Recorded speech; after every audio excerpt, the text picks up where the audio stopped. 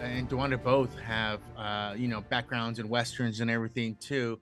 Where do you draw the line for like a good western set that you're on to? I mean, do you want it to be gritty? Do you want to be a pretty cowboy movie, where like no one's dirty for some reason, or do you want them to be like we need more sweat and dirt on guy's face? Like Yeah, where do you want a line there?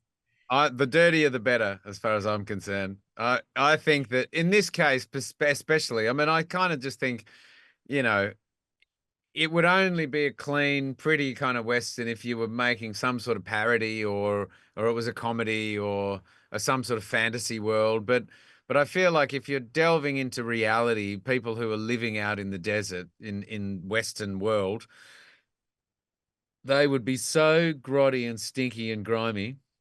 So I'm constantly going, nah, more sweat, nah, nah, this doesn't feel real. Just rub it in, you know. So yeah. Your character, you played a lot of driven characters before, but your character is a little more reluctant in the choices and the options he has as well. What do you like about that kind of ideal in a character that has to like react to a lot? You know, Well, it's interesting because I think he's quite complicated because he's reluctant, but actually underneath I think he's quite driven. He says that he's going on this road trip with DeWanda's character just for the money. But I think he's actually, and as much as he says that it's hocus pocus, he doesn't believe what what Bill Pullman's character is all about. I think he's intrigued, so I think he's looking for answers himself, to perhaps redeem himself from losing a child and the death of his wife and he's a man that's in pain, and he doesn't know whether he wants to redeem himself, find answers, or just take his own life. He's really vacillating between all of that stuff, and I feel like a lot of that stuff's on the surface. And the fact that he's sniffing ether every night is quite telling. It's like an alcoholic. So 100%. it was good extreme stuff to play, where I really think he really does believe in the devil and he does believe in redemption, but he just doesn't want to admit any of that. Now, just to show a little bit about me, I fear evil kids. It's not because of what they can do. It's because if you react to an evil kid, you have to prove they were evil somehow after, chasing down Cage from Pet Cemetery or whatever else too. So, what was that mindset of like, how can something that's supposed to be so like protect me also be the thing you have to be protected from too?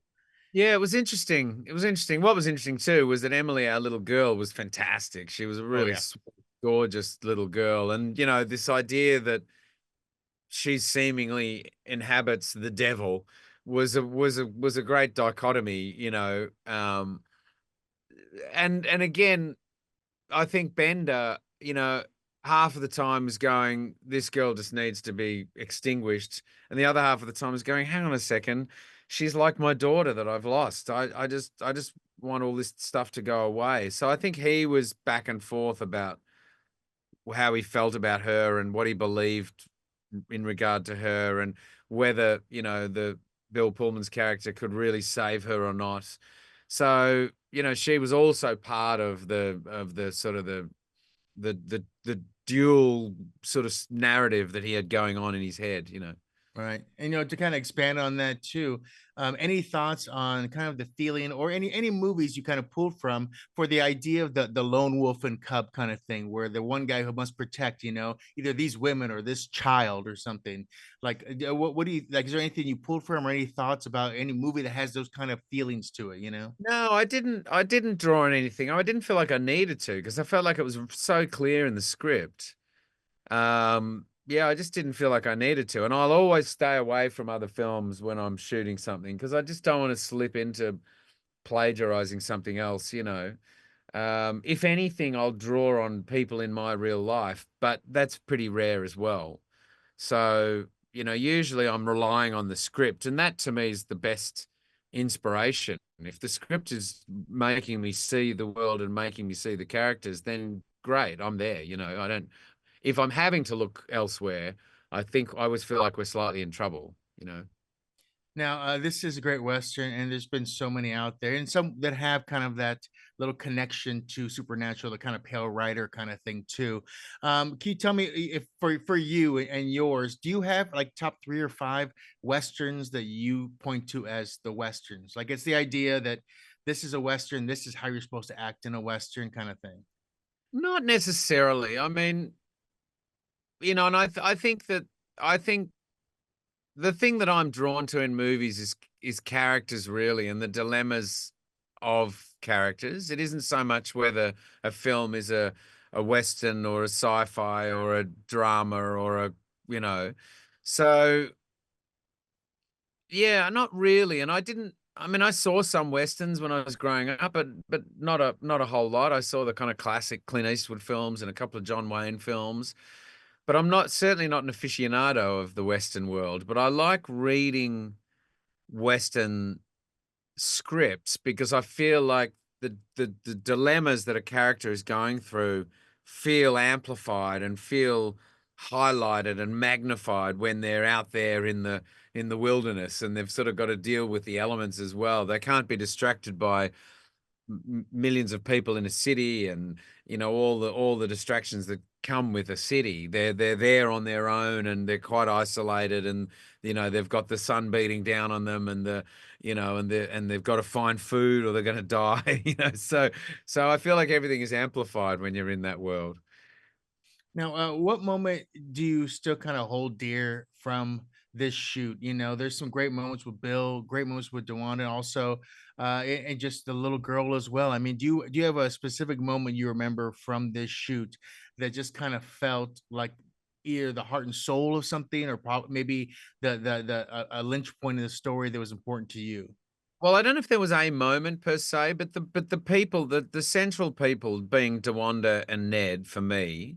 I mean, Jack obviously as well, but I worked more closely with Dewanda and Ned, our writer director.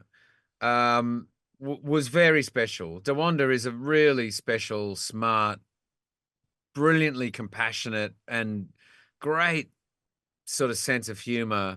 Um, so connecting with her when I really felt like we kind of got into a groove together, that was fantastic. And Ned, I'd already, I'd had a number of Zoom calls and phone calls with him prior to us even getting on set together. So I felt like I was in a bit of a groove with him anyway.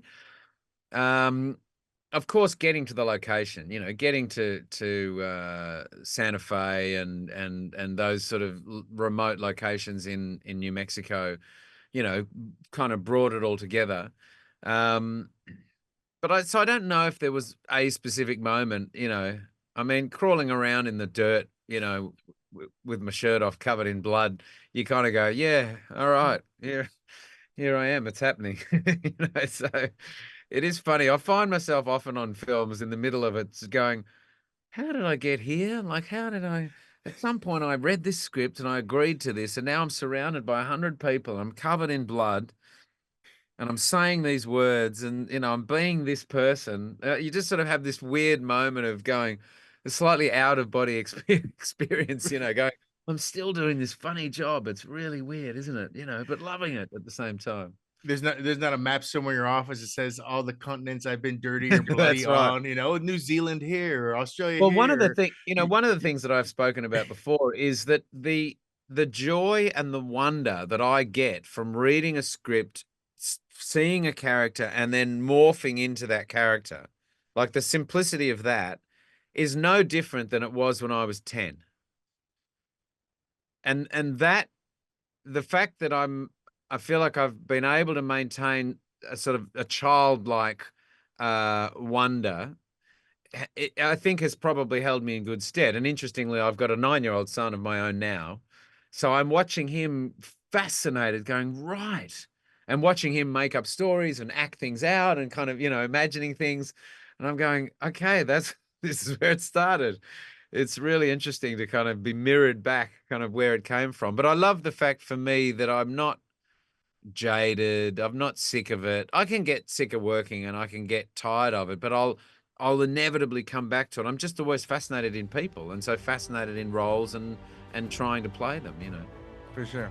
Well, I thank you very much. We'll make sure to talk about this, and I hope everyone in your world is happy and healthy. Be good. Thank you, man. Good to talk Pleasure. to you.